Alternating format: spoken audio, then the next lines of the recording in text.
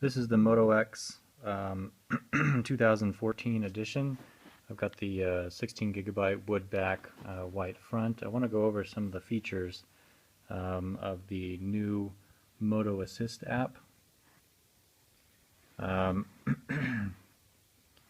We go to settings. So there's four different categories here. There's the assist, there's actions, display, and voice. Let me just go through assist first. So assist is basically a bunch of different settings where the phone will detect where you are or what you're doing. So for sleeping, you can set it to a certain sleep time, and then it will keep your phone silent, keep your screen off, and you can edit the silence, if you want to make sure emergency calls or something like that come through. That's sleeping. Driving is pretty cool, and I actually have a separate video about how this works with eyes-free and hands-free texting, which you can see on YouTube. So it detects when you're driving, obviously by speed, and you can set it to automatically pop up the voice assistant when you get a text message, and it'll ask you if you want to have it read to you, and then you say yes or listen, and then it reads it to you. You can reply by voice, so you can basically voice text hands-free and eyes-free without even looking at your phone, which is pretty cool. And there's a couple other options, playing music by default over Bluetooth if you're in your car, and also to basically put itself in driving mode when it detects the Bluetooth in your car, if you have a Bluetooth compatible car. So, and then there's home. You can set, there's a few settings for home. I'm not going to go into it because my address is set in there, but one of the things is I have it set to read my text messages to me by the voice assistant, which is nice because when I'm at home, my phone's not always in my pocket. It might be on the table or on a desk somewhere, and basically it's like having a text butler. It'll announce your text and that kind of thing. Also incoming calls too. Meetings, I don't have this activated, but if you give it access to your calendar, you can set it to be silent during calendar items like meetings and stuff. So that's the assist. Actions are based on either I think a little gyroscope or the infrared display. So the wave to silence, this is pretty cool. Like if you get a phone call or if you get if you have an alarm in the morning, you can just wave your hand over it and it will silence it. It actually works better in real life than their little demo here, but let's try it.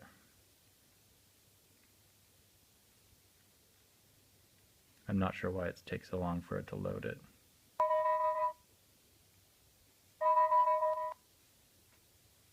There we go. So, like I said, it actually works better in real life, and I have it on. It's pretty convenient. Twist for capture. When you twist the phone, it activates the camera. Boom, you're ready. So that's pretty cool. Oops, looks like I selected the wrong one. Okay, and then approach for Moto display. This detects your hand again with the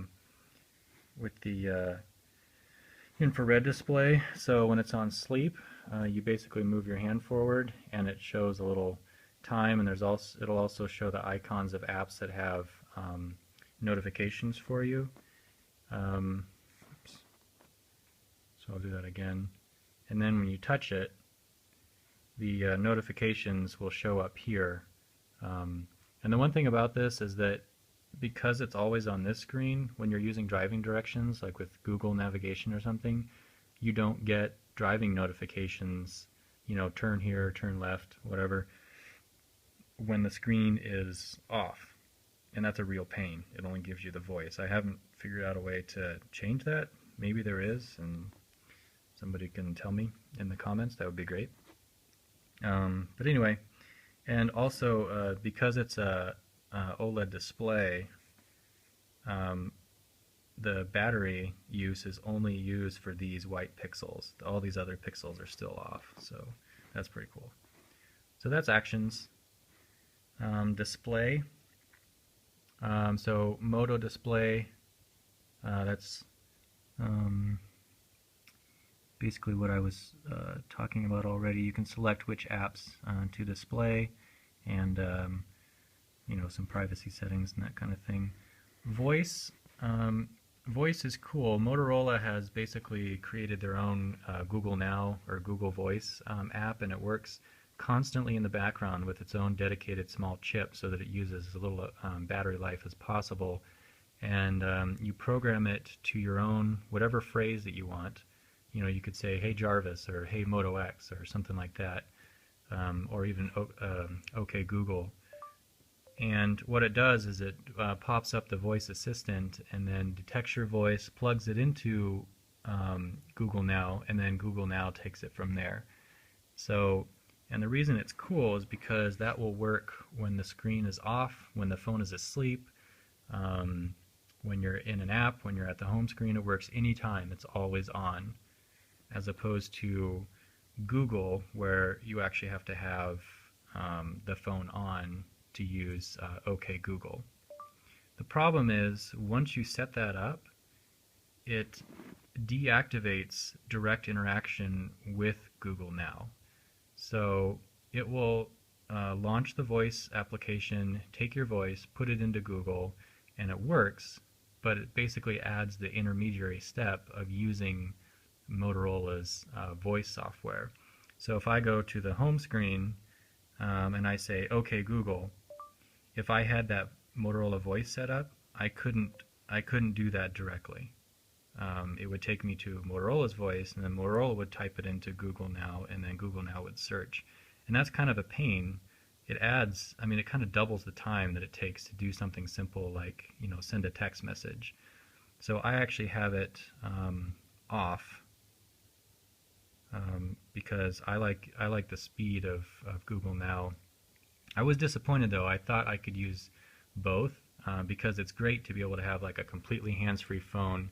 You can wake it up with your voice and not use a lot of battery life. So I'm hoping they change that.